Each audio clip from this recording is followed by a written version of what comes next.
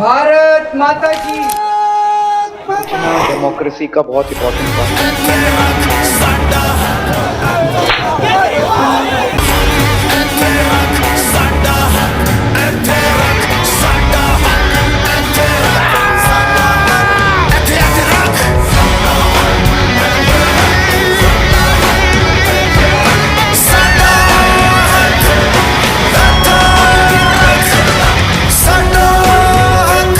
सबको मेरा नमस्कार, सबको मेरी राम राम। नमस्कार दोस्तों, स्वागत है आपका एक न्यू एपिसोड में। आज के वीडियो में हम बात करने वाले हैं अरविंद केजरीवाल के बारे में। उनके एजुकेशन के बारे में बात करेंगे, उनके पॉलिटिकल करियर के बारे में बात करेंगे।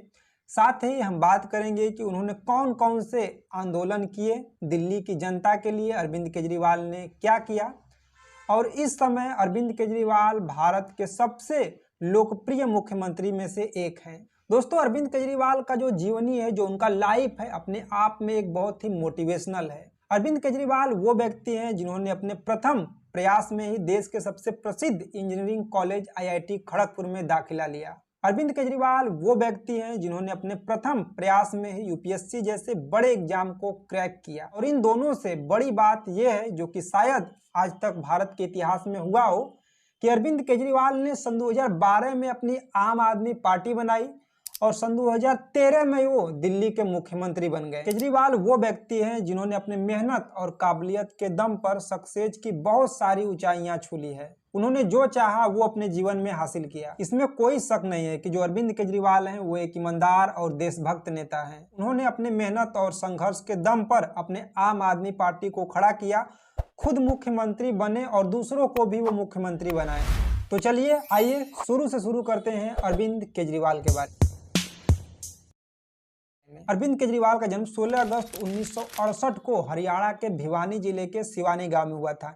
इनका जन्म एक बनिया परिवार में हुआ था और इनके जो पिता थे वो एक इलेक्ट्रिकल इंजीनियर थे। पिता को इंजीनियर देख इनको भी इंजीनियर बनना था। अरविंद केजरीवाल अपनी प्रारंभिक शिक्षा को पूरा करते हैं। उसके बाद 1985 में वो JEE की परीक्षा देते हैं, जिसमें ऑल इंडिया रैंक 563 हासिल करते हैं, जिसके वजह से उनको IIT खड़गपुर में दाखिला मिलता है और वहां से वो मैकेनिकल इंजीनियरिंग में बीटेक करते हैं।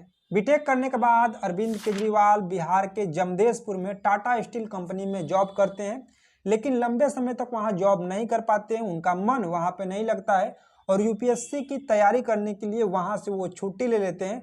छुट्टी लेने के बाद वो कोलकाता आते हैं, वहां पे मदर टेरेसा से मुलाकात करते हैं, नेहरू युवा केंद्र में काम करते हैं, रामकृष्ण मिशन के लिए काम करते हैं, मिशनरीज ऑफ चैरिटी में काम करते हैं, पोस्टर वगैरह लगाते हैं, उसका प्रचार करते हैं और साथ ही साथ अरविंद केजरीवाल UPSC की तैयारी भी करते थे। 1995 में अरविंद केजरीवाल UPSC परीक्षा को पास करते हैं और सहायक आयकर आयुक्त के रूप में भारतीय राजस्व में अपना सेवा देते हैं, यानी सरकारी जॉब करते हैं। और उसी समय अरविंद केजरीवाल की मुलाकात सुनीता से होती है, जिन्होंने UPSC CSC जैसे एग्जामों को निकाल कर इनकम टैक्स ऑफिसर बनती है।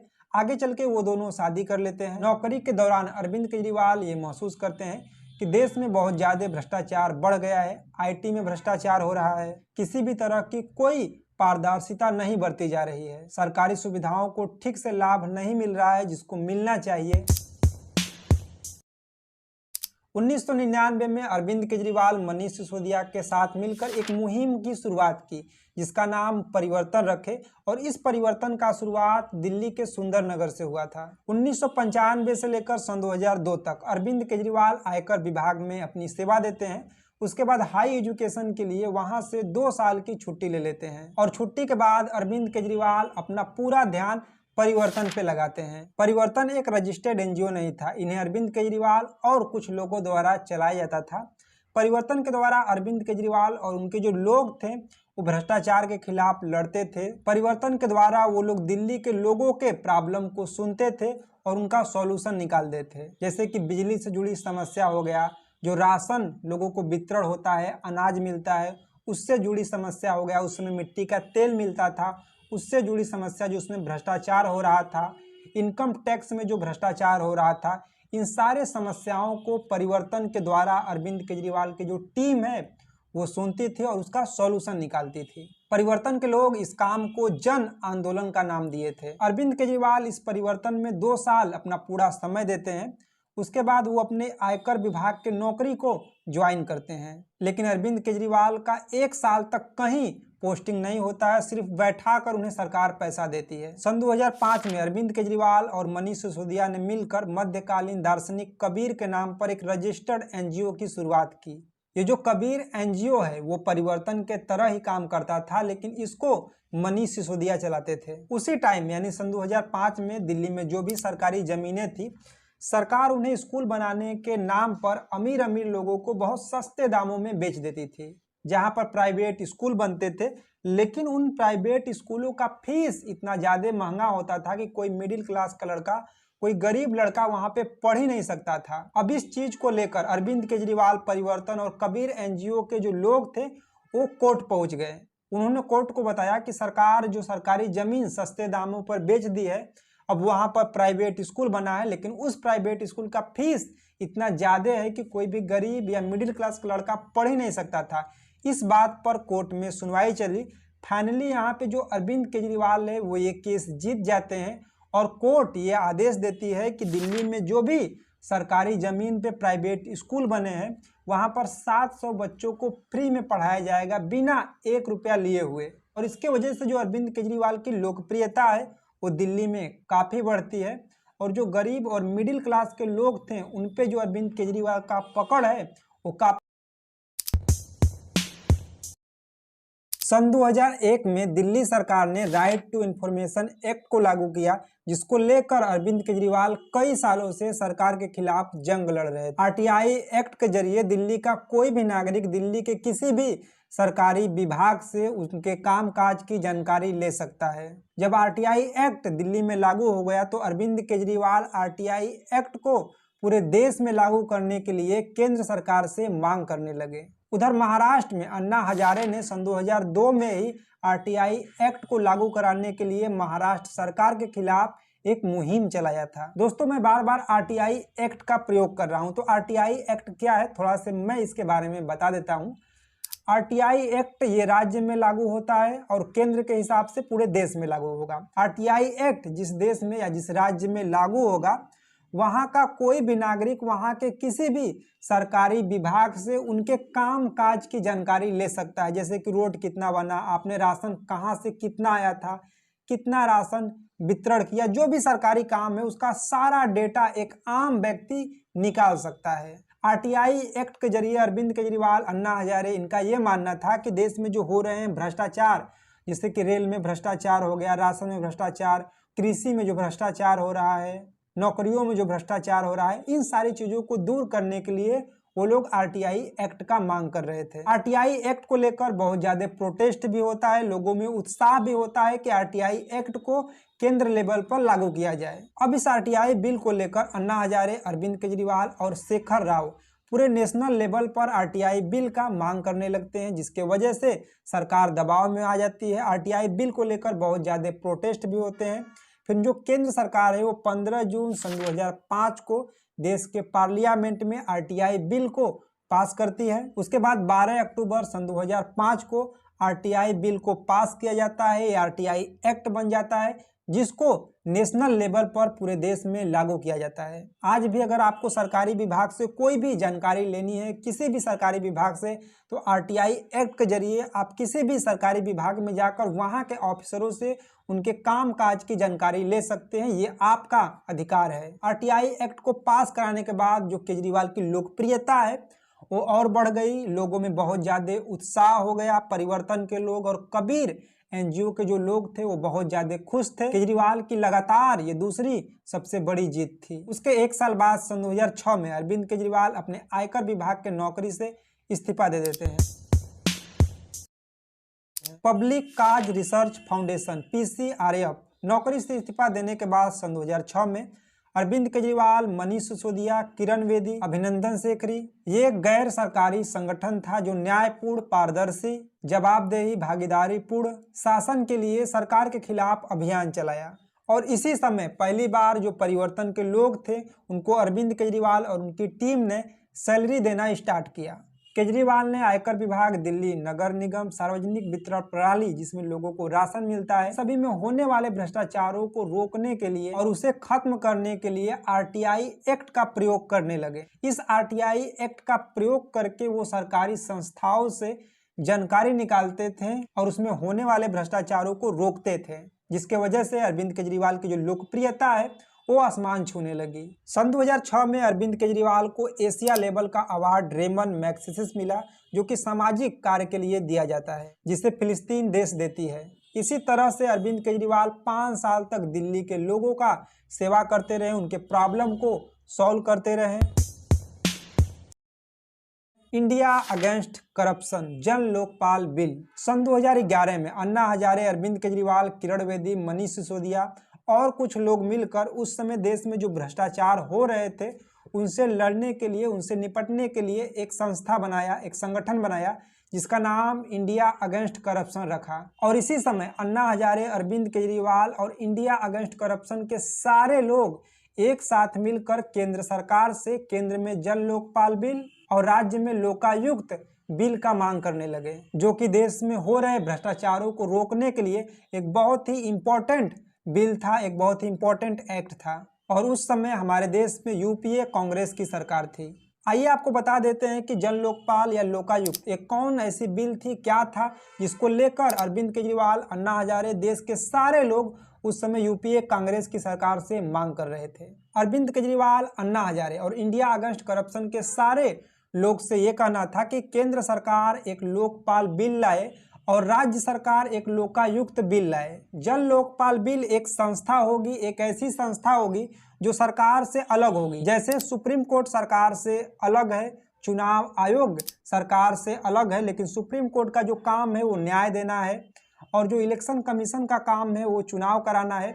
उसी प्रकार से जो जन लोकपाल है और जो लोकायुक्त है ये सरकार की दोनों संस्था होगी, लेकिन ये दोनों संस्था है जो वो देश में हो रहे करप्शन, भ्रष्टाचार को रोकेगी।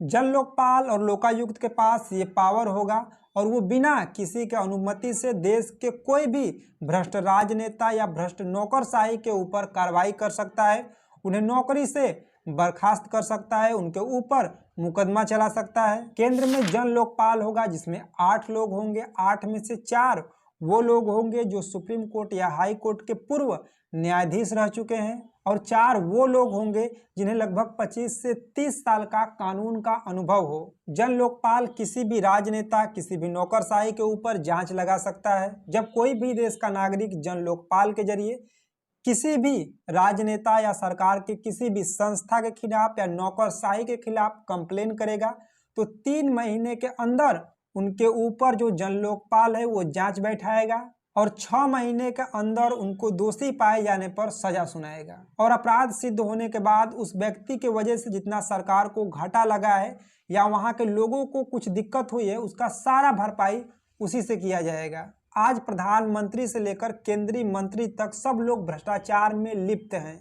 सड़क बनाने में भ्रष्टाचार, पुल बनाने में भ्रष्टाचार, मिलों में भ्रष्टाचार, नौकरी में भ्रष्टाचार, रेलवे में भ्रष्टाचार, जहां जहां भ्रष्ट लोग बैठे हैं उन सभी लोगों पर कार्रवाई करने के लिए, जांच बैठाने के लिए इस जन लोकपाल बिल को पास कराना होगा। ये था जन लोकपाल बिल, जिसको लेकर अन्ना हजारे, अरविंद केजरीवाल, किरण बेदी, बाबा रामदेव, प्रशांत भूषण, कुमार विश्वास, इंडिया अगेंस्ट करप्शन के सारे लोग केंद्र सरकार से मांग कर रहे थे। और उस समय जो यूपीए कांग्रेस की सरकार थी उसके ऊपर बहुत ज्यादा दबाव पड़ने लगा। जन लोकपाल बिल को लेकर इंडिया अगेंस्ट और सरकार के खिलाफ एक बहुत बड़ी जंग छिड़ गई थी।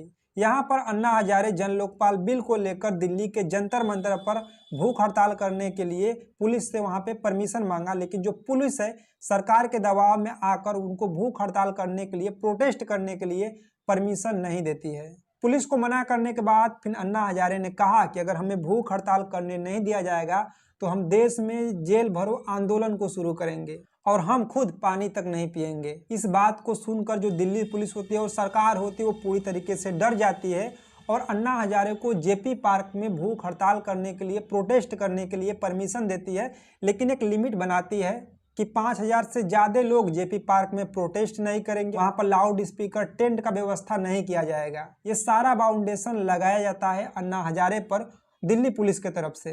लेकिन अन्ना हजारे दिल्ली पुलिस का बात नहीं मानते हैं और वो प्रोटेस्ट करने के लिए, भूख हड़ताल करने के लिए बहुत सारे लोगों के साथ जेपी पार्क की तरफ निकलते हैं। रास्ते में ही दिल्ली पुलिस अन्ना हजारे और उनके साथियों को गिरफ्तार करती है।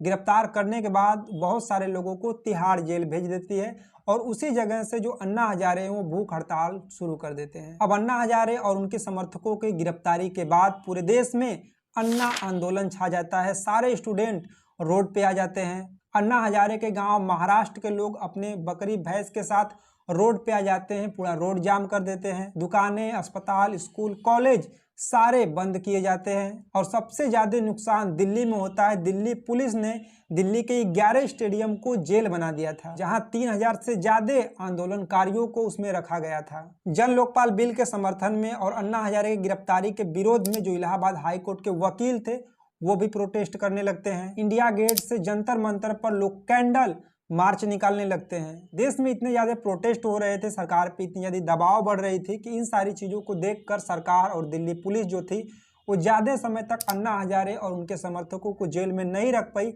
फाइनली उन्हें रिहा करने की घोषणा की और अन्ना हजारे को दिल्ली के जंतर मंतर पे जन लोकपाल बिल को लेकर प्रोटेस्ट, भूख हड़ताल करने का परमिशन भी दे दिया। दिल्ली के पुलिस कमिश्नर अरविंद केजरीवाल मनीष सिसोदिया से बात करते हैं।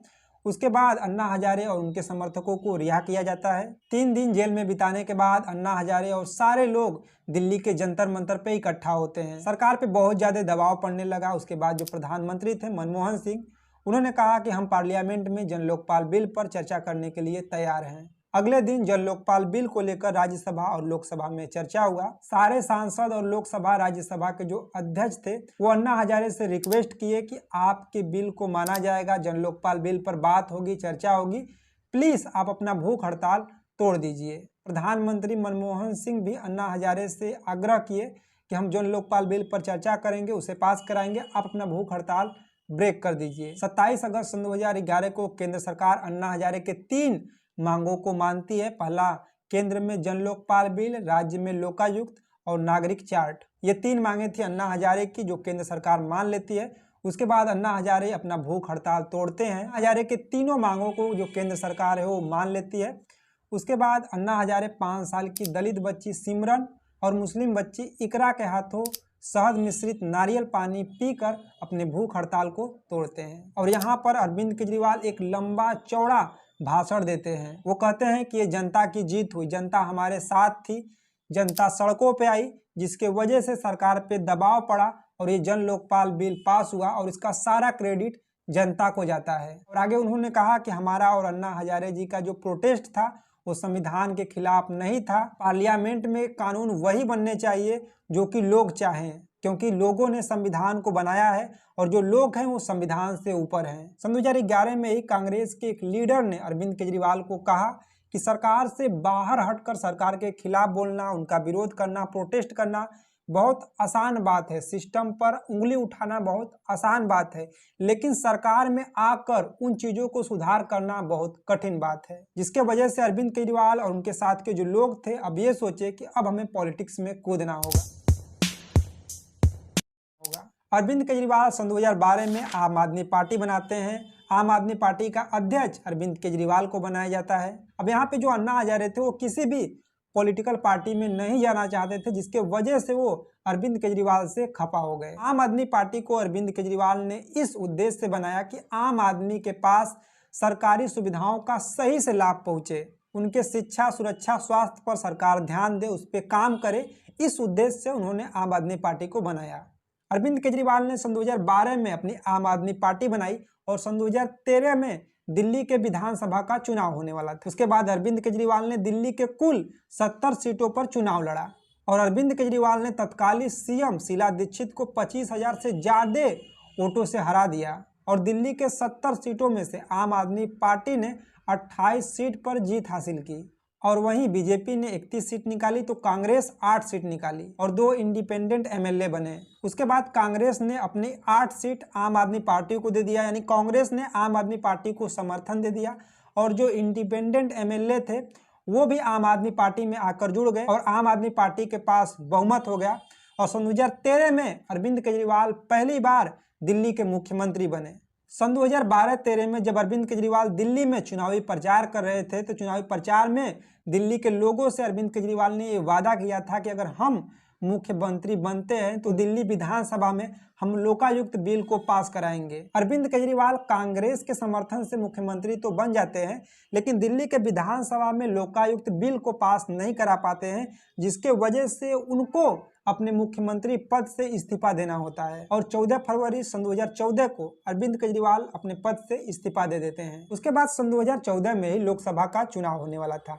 बीजेपी के पीएम कैंडिडेट नरेंद्र मोदी के खिलाफ अरविंद केजरीवाल उत्तर प्रदेश के वाराणसी से लोकसभा का चुनाव लड़ते हैं, जहां पर उन्हें 70,000 वोटों से हार का सामना करना पड़ता है और वाराणसी से पहली बार प्रधानमंत्री नरेंद्र मोदी सांसदी का चुनाव जीतते हैं। सन 2014 का जो लोकसभा का चुनाव है उसमें आम आदमी पार्टी ने 400 सीटों पर चुनाव लड़ा था, जिसमें कि मात्र 4 सीटें वो जीत पाई और वो चारों वो पंजाब से जीती। अब सन 2015 में दिल्ली के विधानसभा का दोबारा चुनाव होने वाला था, क्योंकि सन 2014 में अरविंद केजरीवाल इस्तीफा दे दिए थे।